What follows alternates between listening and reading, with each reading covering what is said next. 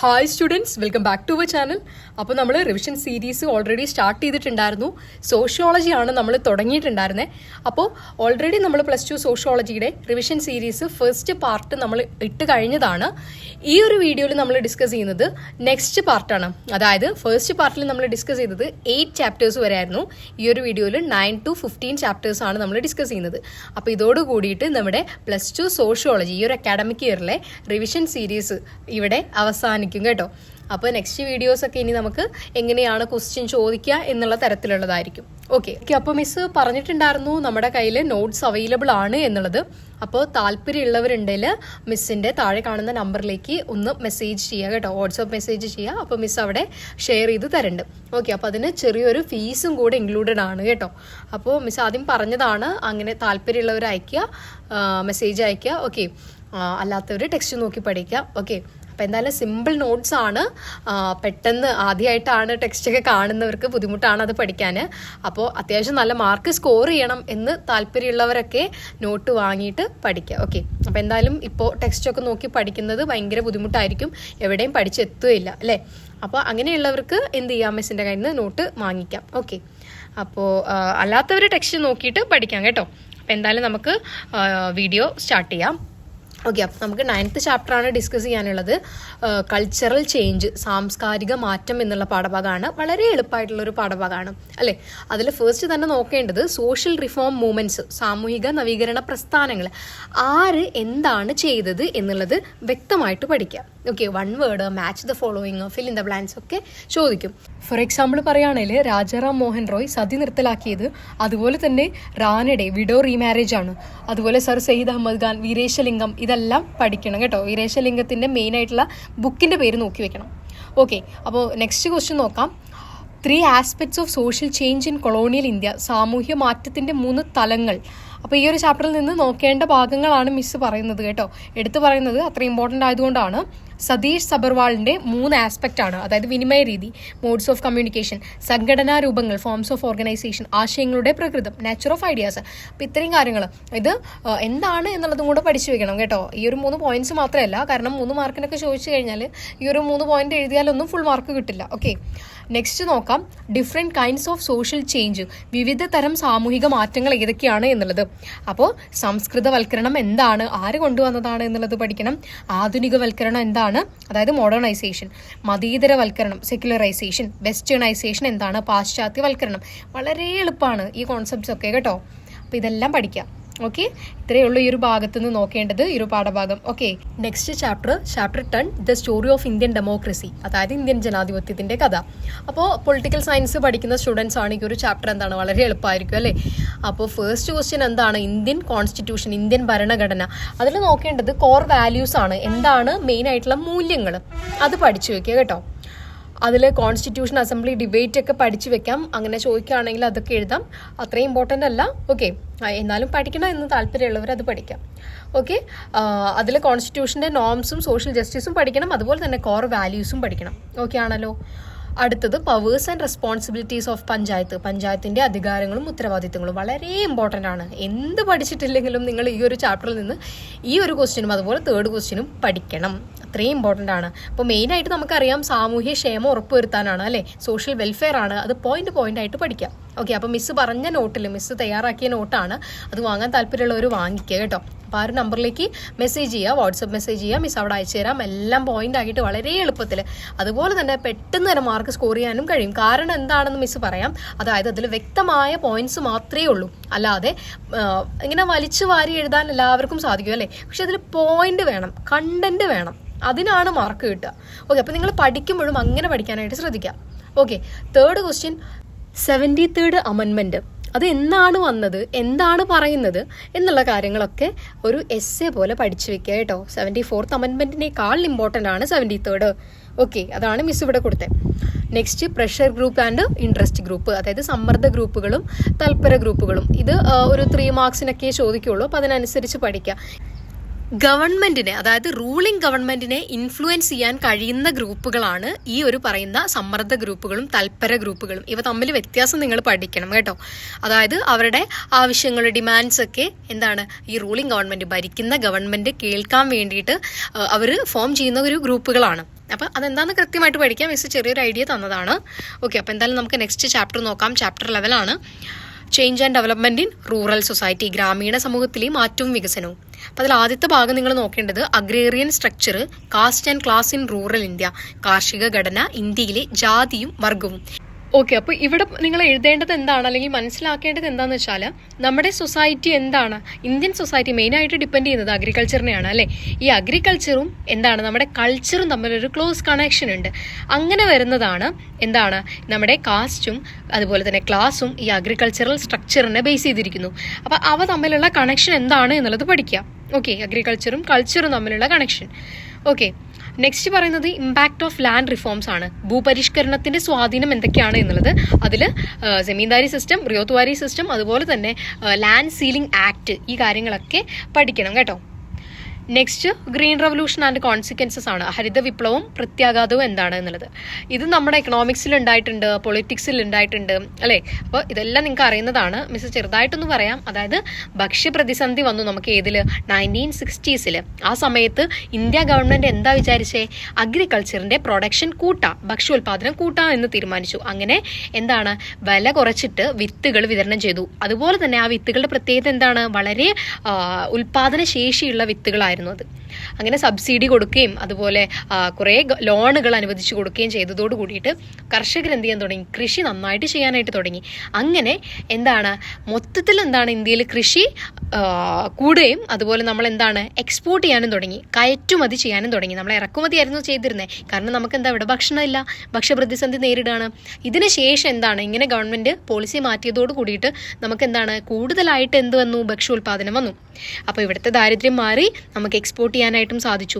അങ്ങനെയുള്ള ഒരു ഫിനോമിനയെ നമ്മൾ വിളിച്ച പേരാണ് ഗ്രീൻ റവല്യൂഷൻ, ഹരിത വിപ്ലവം എന്നുള്ളത്. ഓക്കെ, അപ്പോൾ അതിൻ്റെ കുറച്ച് ഗുണങ്ങളും ദോഷങ്ങളും ഒക്കെ ഉണ്ട്. അതാണ് ഇവിടെ പ്രത്യാഘാതങ്ങൾ, കോൺസിക്വൻസസിൽ എഴുതേണ്ടത് കേട്ടോ. അടുത്തത് transformations in rural society after independence, ഗ്രാമീണ സമൂഹത്തിൽ സ്വാതന്ത്ര്യത്തിന് ശേഷമുണ്ടായ പരിവർത്തനങ്ങൾ എന്തൊക്കെയാണ് എന്നുള്ളതാണ്. ഓക്കെ, അതിൽ കുറേ മാറ്റങ്ങളുണ്ട്. അത് വലിയ മാർക്കിനൊന്നും ചോദിക്കില്ല, എന്നാലും നിങ്ങൾ പഠിച്ചു വെക്കണം. കൊമേഴ്ഷ്യലൈസേഷൻ ഓഫ് അഗ്രികൾച്ചർ, ഓക്കെ, അതുപോലെ സർക്കുലേഷൻ ഓഫ് ലേബർ, അതായത് തൊഴിൽ വ്യാപനം എങ്ങനെയാണ് എന്നുള്ളത്, ഗ്രാമത്തിൽ നിന്ന് നഗരങ്ങളിലേക്ക് കുടിയേറാനുണ്ടായ കാരണങ്ങൾ, ഫുഡ് ലോസ് ലേബർ, ഈ കാര്യങ്ങളൊക്കെ ഇവിടെ നിങ്ങൾ പഠിക്കണം. ഓക്കെ, അപ്പോൾ next globalisation, liberalisation and rural society, ആഗോളവൽക്കരണവും ഉദാരവൽക്കരണവും ഗ്രാമസമൂഹത്തിൽ വരുത്തിയിട്ടുണ്ടായ മാറ്റങ്ങൾ എന്തൊക്കെയാണ് എന്നുള്ളത് ഇവിടെ നിങ്ങൾ പഠിക്കണം. ഓക്കെ, അപ്പോൾ ഇവിടെ നിങ്ങൾക്ക് ഗ്ലോബലൈസേഷന് ശേഷം എന്തുണ്ടായി, നമ്മുടെ അഗ്രികൾച്ചറൽ ഫാമേഴ്സ് ആരുമായിട്ടാണ് കോമ്പീറ്റ് ചെയ്യേണ്ടി വന്നേ, ആരുമായിട്ടാണ് മത്സരിക്കേണ്ടി വന്നേ, വൻകിട ആളുകളുമായിട്ട് അല്ലേ, മൾട്ടിനാഷണൽ കോർപ്പറേഷനുമായിട്ടൊക്കെയാണ് മത്സരിക്കേണ്ടി വന്നത്.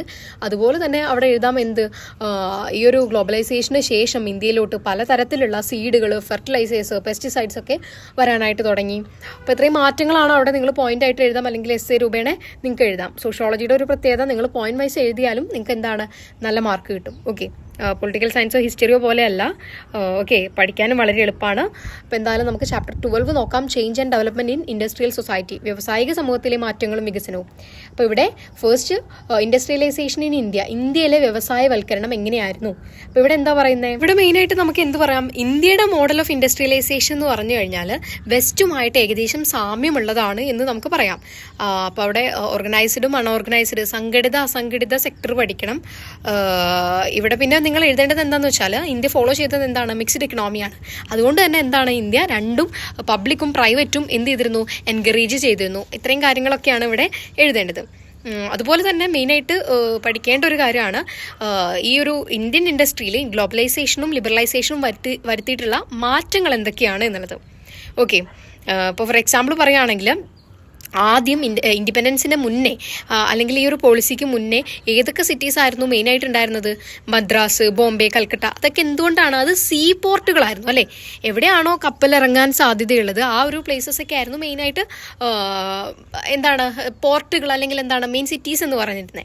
പക്ഷെ അതിനൊക്കെ ശേഷം ഇൻഡസ്ട്രിയലൈസേഷനും ഈ ഒരു ഗ്ലോബലൈസേഷനും ശേഷം എന്താണ് ബറോഡ, കോയമ്പത്തൂർ, ബാംഗ്ലൂർ, പൂനെ, രാജ്കോട്ട്, ഈ ഒരു സിറ്റീസൊക്കെ എന്താണ് മെയിനായിട്ട് മേജറായിട്ട് വരാൻ തുടങ്ങി. കാരണം എന്താണ്, ഇവിടെയൊക്കെയായിരുന്നു ഇൻഡസ്ട്രീസ് കൂടുതലായിട്ട് ഡെവലപ്പ് ചെയ്തത്. ഓക്കെ, അപ്പോൾ അത്രയും കാര്യങ്ങളൊക്കെ പഠിച്ചു വെക്കുക. നെക്സ്റ്റ് ടൈം സ്ലേവറി, സമയാടിമത്വം IT സെക്ടറിൽ ഉണ്ടാവുന്ന ഒരു പ്രക്രിയയാണ്. അപ്പോൾ ആ ഒരു കാര്യം എന്താണെന്ന് പഠിച്ചു വെക്കുക ചെറുതായിട്ട്, ഒരു 2 മാർക്ക് 3 മാർക്കിനുള്ളത്. ഓക്കെ, നെക്സ്റ്റ് സയൻറ്റിഫിക് മാനേജ്മെൻറ്റ് ആരുടെയാണ്? FW ടൈലറിൻ്റെയാണ്. എന്താണ് സംഭവം? വർക്ക് ഡിവൈഡ് ചെയ്ത് കൊടുക്കുന്നതാണ് അല്ലേ, അത് ചെറുതാക്കി പറഞ്ഞതാണ് മിസ്. ഓക്കെ, വർക്കിൻ്റെ ഡിവിഷനാണ് എന്ത്? Scientific management. അങ്ങനെ എന്ത് ചെയ്യാം? കമ്പനി മാനേജ് ചെയ്യാം എന്നാണ് പറയുന്നത്. അതെന്താണെന്ന് നിങ്ങൾക്ക് മനസ്സിലാവും പെട്ടെന്ന് വായിച്ചു കഴിഞ്ഞാൽ കേട്ടോ. നെക്സ്റ്റ് സ്ട്രൈക്സ് ആൻഡ് യൂണിയൻ, പണിമുടക്കുകളും യൂണിയനുകളും. മെയിനായിട്ട് പഠിക്കേണ്ടത് ബോംബെ ടെക്സ്റ്റൈൽ മിൽ സ്ട്രൈക്കാണ് കേട്ടോ. അതെന്താണെന്ന് നിങ്ങൾ പഠിച്ചു വയ്ക്കാം. ഓക്കെ, അപ്പോൾ ഇത്രയേ ഉള്ളൂ ആ ഒരു ചാപ്റ്റർ 13 നോക്കാം. ഗ്ലോബലൈസേഷൻ ആൻഡ് സോഷ്യൽ ചേഞ്ച്, ആഗോളവൽക്കരണവും സാമൂഹ്യ മാറ്റവും. ഓക്കെ, അതിൽ ഫസ്റ്റ് എഫക്ട്സ് ഓഫ് ഗ്ലോബലൈസേഷൻ, ആഗോളവൽക്കരണത്തിൻ്റെ ഫലങ്ങൾ എന്തൊക്കെയായിരുന്നു എന്നുള്ളത്. ഓക്കെ, അപ്പോൾ ഈ ഒരു ചാപ്റ്റർ എന്ന് പറയുന്നത് ജനറലി എഴുതാൻ പറ്റുന്ന ഒരു ചാപ്റ്ററാണ്. ഓക്കെ, നമുക്ക് ജനറൽ നോളജ് വെച്ച് എഴുതാൻ പറ്റുന്ന ഒരു ചാപ്റ്ററാണ് കേട്ടോ. അപ്പോൾ എഫക്ട്സ് ഓഫ് ഗ്ലോബലൈസേഷനിൽ എന്താണ് പറയുന്നത്? ഇവിടെ നിങ്ങൾക്ക് എന്ത് എഴുതാം? പല സെക്ഷൻ ഓഫ് പീപ്പിളിനും പല രീതിയിലാണ് ഈ ഒരു ഗ്ലോബലൈസേഷൻ സ്വാധീനിച്ചിട്ടുള്ളത്. ചിലവർക്ക് എന്താണ്, പലതരത്തിലുള്ള ഓപ്പർച്യൂണിറ്റീസ്, അവസരങ്ങൾ കൈവന്നു. മറ്റു ചിലർക്ക് എന്താണ്, അവരുടെ ലിവ്ലിഹുഡ് തന്നെ എന്താണ്, ലോസ് ആയി എന്നുള്ളതാണ്. അപ്പോൾ അതിൻ്റെ എഫക്റ്റ് നിങ്ങൾക്ക് എഴുതാം. Okay, next dimensions of globalisation, ആഗോളവൽക്കരണത്തിൻ്റെ മാനങ്ങൾ ഏതൊക്കെയാണ്? രാഷ്ട്രീയ മാനങ്ങളും ഉണ്ട്, അതുപോലെ തന്നെ സാമ്പത്തിക മാനങ്ങളും, ഇക്കണോമിക്കും പൊളിറ്റിക്കലും. അത് നിങ്ങൾ മസ്റ്റായിട്ട് നോക്കി വെക്കുക കേട്ടോ. Next homogenisation and globalisation of culture, സംസ്കാരത്തിൻ്റെ ഏകാത്മകതയും ഗ്ലോബലൈസേഷനും. അതായത് ഗ്ലോബലൈസേഷൻ എന്ന് പറയുമ്പോൾ ലോകം തമ്മിലുള്ള ഇന്റർ കണക്റ്റഡ്നെസ് ആണ് അല്ലേ, തമ്മിലുള്ള ബന്ധങ്ങളാണ് കൂടുതൽ. എന്താണ്, ഗ്ലോബലൈസേഷന് ശേഷം മറ്റു രാജ്യങ്ങൾ തമ്മിൽ എന്താണ്, അടുപ്പം സൃഷ്ടിക്കാനായിട്ട് തുടങ്ങി. അങ്ങനെ ഈ ഗ്ലോബൽ കൾച്ചർ എന്താണ്, ലോക്കൽ കൾച്ചറായിട്ട് മാറുകയാണ്.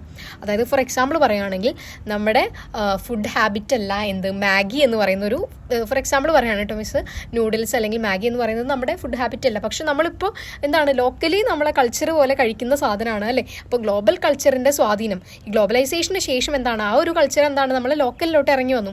ആ ഒരു കാര്യമാണ് ഇവിടെ. ഓക്കെ, അപ്പോൾ എക്സാമ്പിൾ വെച്ച് പറഞ്ഞതാണ് മിസ്, അത് നിങ്ങൾക്ക് വായിച്ചു കഴിഞ്ഞാൽ മനസ്സിലാവും കേട്ടോ. അപ്പോൾ ഇത്രയേ ഉള്ളൂ ആ ഒരു ചാപ്റ്റർ 14 നോക്കാം. മാസ് മീഡിയ ആൻഡ് കമ്മ്യൂണിക്കേഷൻസ്, ബഹുജന മാധ്യമങ്ങളും വിനിമയങ്ങളും. ഈ ഒരു ചാപ്റ്റർ വളരെ എളുപ്പമാണ്. ആധുനിക ബഹുജന മാധ്യമത്തിൻ്റെ ആരംഭം. എങ്ങനെയാണ് ബഹുജന മാധ്യമം, അതായത് മാസ് മീഡിയ എന്ന് പറയുന്നത് കൂടുതൽ ആളുകൾ കാണുന്ന അല്ലെങ്കിൽ വായിക്കുന്നതാണ് എന്ത്, മാസ് മീഡിയ എന്ന് പറയുന്നത്, ബഹുജന മാധ്യമം എന്ന് പറയുന്നത്. അതെങ്ങനെയാണ് തുടങ്ങുന്നത്? പ്രിന്റിംഗ് പ്രസ്സിലൂടെയാണ് അല്ലേ. ഫസ്റ്റ് മോഡേൺ മാസ് മീഡിയ എങ്ങനെയാണ് ബിഗിൻ ചെയ്ത് ഡെവലപ്പ് ചെയ്ത് പ്രിന്റിംഗ് പ്രസ്സിലൂടെയാണ്. അപ്പോൾ ആ കാര്യങ്ങൾ ഇവിടെ പഠിക്കുക. Okay, next mass media in independent India, സ്വതന്ത്ര ഇന്ത്യയിലെ ബഹുജന മാധ്യമങ്ങൾ എന്തൊക്കെയായിരുന്നു എന്നുള്ളത് പഠിക്കാം. ഓക്കെ, സ്വതന്ത്ര ഇന്ത്യയിൽ മെയിനായിട്ട് റേഡിയോ, ടെലിവിഷൻ, പ്രിന്റ് മീഡിയ ആണ് പറയുന്നത്. ഓക്കെ, അടുത്ത ഭാഗമാണ് ഗ്ലോബലൈസേഷൻ ആൻഡ് മീഡിയ, ആഗോളവൽക്കരണവും മാധ്യമങ്ങളും എന്നാണ് കേട്ടോ. അവിടെ അച്ചടി എന്നില്ല, അത് ടൈപ്പിംഗ് മിസ്റ്റേക്ക് ആണ്. ഓക്കെ, അപ്പോൾ ഇവിടെ എന്താണ്, നമ്മുടെ പുതിയ സാങ്കേതിക വിദ്യകളുടെ വളർച്ചയോട് കൂടിയിട്ട് എന്താണ്, പലതരത്തിലുള്ള മാറ്റങ്ങളാണ് ഈ ഒരു മീഡിയയിൽ അല്ലെങ്കിൽ ബഹുജന മാധ്യമങ്ങളിൽ വന്നിട്ടുള്ളത്. അപ്പോൾ ആ കാര്യങ്ങൾ ഇവിടെ പഠിക്കാം. ഓക്കെ, നെക്സ്റ്റ് ചാപ്റ്റർ 15 ആണ് സോഷ്യൽ മൂവ്മെന്റ്സ്, സാമൂഹ്യ പ്രസ്ഥാനങ്ങൾ എന്നുള്ള പാഠഭാഗം. ഓക്കെ, അപ്പോൾ അതിലെ ഫസ്റ്റ് ഭാഗമാണ് ഫീച്ചേഴ്സ് ഓഫ് സോഷ്യൽ മൂവ്മെന്റ്, സാമൂഹിക പ്രസ്ഥാനത്തിന്റെ സവിശേഷതകൾ എന്തൊക്കെയാണ് എന്നുള്ളത്. ഓക്കെ, ഇപ്പോൾ ഫോർ എക്സാമ്പിൾ പറയുകയാണെങ്കിൽ, അതായത് കളക്റ്റീവ് ആക്ഷൻ ആയിരിക്കണം. അതായത് ഒരാൾ ഒറ്റയ്ക്ക് നിന്ന് ചെയ്യുന്നതാവരുത്. കളക്റ്റീവ് ആക്ഷനെയാണ് നമ്മൾ സോഷ്യൽ മൂവ്മെന്റ് ആയിട്ട് കണക്ക് കൂട്ടുക. അതുപോലെ തന്നെ എന്തെങ്കിലും സോഷ്യൽ ചേഞ്ച്, സാമൂഹിക മാറ്റങ്ങൾ കൊണ്ടുവരുന്നതായിരിക്കണം. അപ്പോൾ ഇത്രയും പോയിന്റ്സ് ആയിട്ട് നിങ്ങൾ പഠിക്കുക. നെക്സ്റ്റ് സോഷ്യൽ മൂവ്മെന്റ്സ് ഏതൊക്കെയാണ്? എക്കോളജിക്കൽ ഉണ്ട്, class based, caste based, tribal movements. സാമൂഹിക പ്രസ്ഥാനങ്ങൾ ഏതൊക്കെയാണ്? പാരിസ്ഥിതികം, വർഗാധിഷ്ഠിത പ്രസ്ഥാനങ്ങളുണ്ട്, ജാതി അധിഷ്ഠിത ഉണ്ട്, ഗോത്രവർഗ പ്രസ്ഥാനങ്ങൾ. എല്ലാത്തിനും എക്സാമ്പിൾ വെച്ച് നിങ്ങൾ പഠിക്കണം. ഓക്കെ ആണല്ലോ. Next types of social movement, വിവിധ തരം സാമൂഹിക പ്രസ്ഥാനങ്ങൾ. എക്സാമ്പിൾ ആണ് റവല്യൂഷണറി, റിഫോമിസ്റ്റ്, റിഡംപ്റ്റീവ്. ഓക്കെ, അതിന്റെ മലയാളമാണ് വിമോചനാത്മകം, അതാണ് റിഡംപ്റ്റീവ് അല്ലെങ്കിൽ ട്രാൻസ്ഫോർമേറ്ററി. പരിഷ്കരണാത്മകം റെഫോമേറ്റീവ് ആണ്, വിപ്ലവാത്മകമാണ് റവല്യൂഷണറി. ഓക്കെ, അപ്പോൾ ഇത്രയും കാര്യങ്ങളാണ് ഈ ഒരു ചാപ്റ്ററിൽ നിന്ന് പഠിക്കാനുള്ളത്. അപ്പോൾ ഇതുവരെ നമ്മൾ 15 ചാപ്റ്റേഴ്സ് ഡിസ്കസ് ചെയ്ത് കഴിഞ്ഞു. ഇനി എന്തെങ്കിലും സംശയം ഉണ്ടെങ്കിൽ നിങ്ങൾ കമന്റ് ബോക്സിലൂടെ ചോദിക്കാം, മിസ് അവിടെ തന്നെ ക്ലിയർ ചെയ്ത് തരുന്നതായിരിക്കും. ഓക്കെ, അപ്പോൾ മിസ് ഒന്നും കൂടെ ഓർമ്മിപ്പിക്കുകയാണ്, നിങ്ങൾക്ക് നോട്ട്സ് വേണമെങ്കിൽ മിസ്സിന് ആ നമ്പറിലോട്ട് വാട്സപ്പ് മെസ്സേജ് ചെയ്യാം, മിസ് അവിടെ അയച്ചു തരുന്നതായിരിക്കും. വളരെ എളുപ്പത്തിലുള്ള നോട്ട്സ് ആണ്. ഈ ഒരു നോട്ട്സ് മാത്രം നിങ്ങൾ പഠിച്ചാൽ മതി, വേറെ ഒരു കാര്യങ്ങളും റെഫർ ചെയ്യേണ്ട കാര്യമില്ല. ഓക്കെ, അപ്പോൾ അത്രയും കവർ ആക്കിയിട്ടുള്ള നോട്ടാണ് കേട്ടോ. അപ്പോൾ അത് വേണ്ടവരുണ്ടെങ്കിൽ അത് മിസ്സിൻ്റെ കയ്യിൽ നിന്ന് വാങ്ങിക്കുക. ഓക്കെ, അപ്പോൾ അതെല്ലാം ടെക്സ്റ്റ് നോക്കി പഠിക്കുന്നതാണ് താല്പര്യമെങ്കിൽ അങ്ങനെ നിങ്ങൾക്ക് പഠിക്കാം. ഓക്കെ, അപ്പോൾ മിസ്സ് പറഞ്ഞതേ ഉള്ളൂ, ആവശ്യക്കാരുണ്ടെങ്കിലും മെസ്സേജ് ചെയ്യാം. ഓക്കെ ആണല്ലോ. അപ്പോൾ ഇത്രയും വരെ നിങ്ങൾക്ക് ഓക്കെ ആണെന്ന് പ്രതീക്ഷിക്കുന്നു. അപ്പോൾ നന്നായിട്ട് +2 സോഷ്യോളജി കവർ ചെയ്യുക. വളരെ എളുപ്പമാണ്, വളരെ എളുപ്പത്തിൽ മാർക്ക് കിട്ടുകയും ചെയ്യും. A+ നമുക്ക് എന്തായാലും ഇതിൽ ഉറപ്പിക്കണം. ഫുൾ മാർക്ക് വാങ്ങാൻ പറ്റുന്നവർ എന്തായാലും ഈ ഒരു എക്സാമിൽ ഫുൾ മാർക്ക് വാങ്ങണേ. അല്ലാത്തൊരു A+ എങ്കിലും ഇതിൽ ഉറപ്പായിട്ടും വാങ്ങിയിരിക്കണം. ഓക്കെ, അപ്പോൾ എന്തെങ്കിലും സഹായം വേണേലും മിസ്സിന് നിങ്ങൾക്ക് മെസ്സേജ് അയച്ച് പറയാം, കമൻറ്റ് ബോക്സിലൂടെ അറിയിക്കാം. ഓക്കെ, അപ്പോൾ എല്ലാ ഹെൽപ്പിനും മിസ്സ് ഉണ്ടാവും നിങ്ങളുടെ കൂടെ. ഓക്കെ, അപ്പോൾ ഇനി അടുത്തത് എങ്ങനെയാണ് ക്വസ്റ്റ്യൻ ചോദിക്കുക എന്നുള്ള വീഡിയോസ് നമ്മൾ ഇടുന്നതായിരിക്കും കേട്ടോ. അപ്പോൾ എന്തായാലും ആദ്യമായിട്ടാണ് നമ്മളെ ചാനൽ കാണുന്നതെങ്കിൽ സബ്സ്ക്രൈബ് ചെയ്യണേ. ഓക്കെ, അപ്പോൾ എന്തായാലും അടുത്ത എക്സാമുകൾക്ക് ഉള്ള വീഡിയോസ് മിസ്സ് പോസ്റ്റ് ചെയ്യുന്നുണ്ട്. അപ്പോൾ മിസ്സ് എപ്പോഴും പറയുന്നത് പോലെ പറയാണ്, ഇനിയുള്ള കുറച്ച് ദിവസങ്ങൾ കുറച്ച് ദിവസങ്ങളേ ഉള്ളൂ. ആ ഒരു മാർച്ച് കഴിയുന്നത് വരെ നിങ്ങൾ എന്ത് ചെയ്യുക, നന്നായിട്ടിരുന്ന് പഠിക്കുക. വേറെ ഒരു ബിസിനസ്സും വേണ്ട. അത് കഴിഞ്ഞിട്ട് നിങ്ങൾക്ക് എന്ത് ചെയ്യാം, വളരെ റിലാക്സ് ആയിട്ട് എന്ത് വേണേലും ചെയ്യാം അല്ലേ. ഓക്കെ, അപ്പോൾ ഇപ്പം നിങ്ങൾ എന്ത് ചെയ്യുക, സമയം മൊത്തം പഠിക്കാനായിട്ട് മാറ്റി വയ്ക്കുക കേട്ടോ. ഓക്കെ, അപ്പോൾ എന്തായാലും thank you, all the best. Okay, by.